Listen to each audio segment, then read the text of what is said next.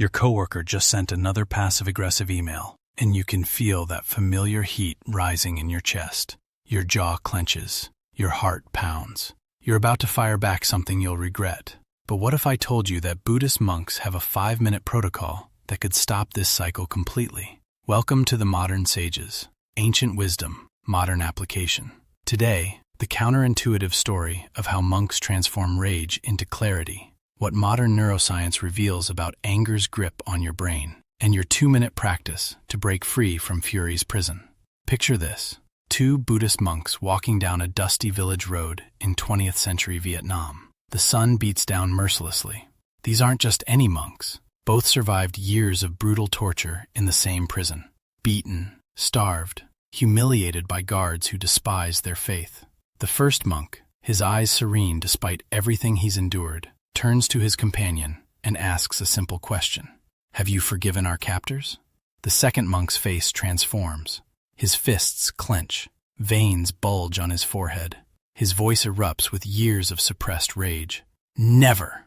I will hate them forever. They deserve nothing but suffering. The first monk pauses, then smiles gently. Well then, he says quietly, I guess they still have you in prison, don't they? In that moment, something shatters. The angry monk's rage crumbles like dry leaves. He realizes the devastating truth. His fury has imprisoned him more completely than iron bars ever could. This story illustrates what Buddhist masters discovered 2,500 years ago, something that completely inverts how we think about anger. We believe anger makes us powerful. We think it's justified. We even think it protects us. We're wrong about all of it. Here's what the monks learned through centuries of practice. Anger doesn't make you strong. It makes you stupid. When rage floods your system, your prefrontal cortex, the part of your brain responsible for decision-making, literally goes offline. Your amygdala, the primitive threat detection system, takes control. You become reactive, impulsive, and predictable. But here's the twist that changes everything. The problem isn't anger itself. The problem is identifying with it. Let me tell you about another monk's discovery. Thich Nhat Hanh, the Vietnamese peace activist, was teaching a student who couldn't stop exploding at her family. She'd scream until pots shattered, her children cowered, and her husband retreated into silence. She was desperate. The first step, Thich Nhat Hanh told her, is to smile at your anger. Embrace it tenderly, like a mother embracing her crying baby. Smile at her anger? She thought he'd lost his mind. But then he explained the secret that monks have used for millennia. When you're angry, don't suppress it. Don't deny it. Don't fight it. Instead, do this. Label it. Breathe with it. Understand it. Then choose your response. This is the monk's 5-minute protocol. 4 simple steps that transform rage into clarity. Step 1. Label it. The moment anger arises, instead of thinking, I am angry, think, anger is here. This tiny shift creates space between you and the emotion. You're not anger. You're experiencing anger. Step 2. Breathe into it. Take 6 conscious breaths. Not to suppress the anger, but to restore your prefrontal cortex. Each breath literally brings your decision-making brain back online. You're not being spiritual. You're being smart. Step 3. Understand it. Ask yourself, what is this anger protecting? What am I afraid of losing? Anger is almost always fear in disguise. Fear of being disrespected. Fear of losing control. Fear of being hurt. Step 4. Choose your response. Now, with your full brain functioning, you can choose fight, flight, or something entirely different. But here's where the story gets really interesting. There's a deeper layer to this protocol that most people miss entirely. 2,500 years ago in ancient India, a virtuous ascetic sat meditating by a muddy riverbank. King Ajatasattu, paranoid and cruel, ordered his guards to hack off the holy man's hands and feet with jagged blades. Blood pooled in the mud. Crows circled overhead.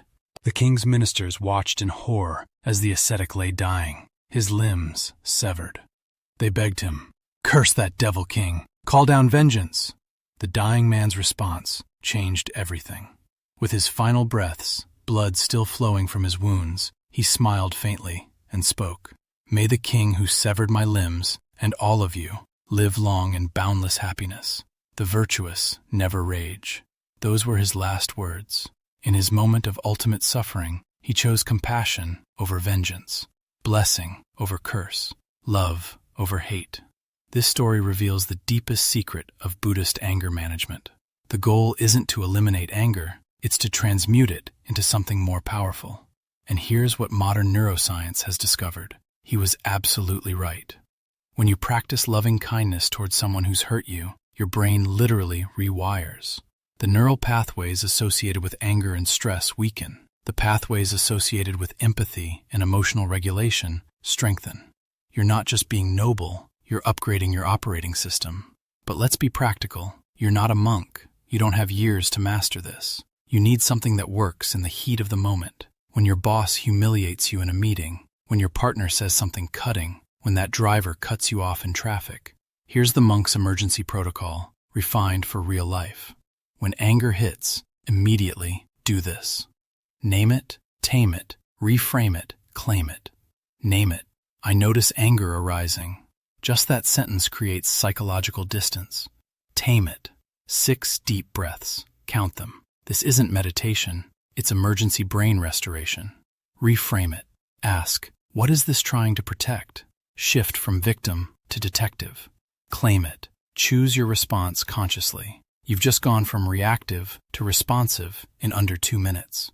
And here's what's fascinating. Ryan Holiday, author of Ego is the Enemy, discovered the exact same principle 2,400 years later. Holiday writes about the gap between stimulus and response, where our real power lies. He teaches high-performance athletes and Navy SEALs to pause before reacting, to observe emotions without identification, to choose response over reaction.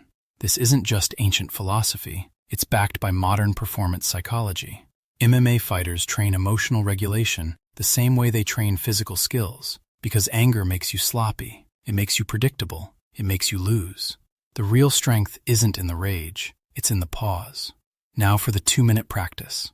Next time you feel anger rising, and there will be a next time, probably today, try this emergency protocol.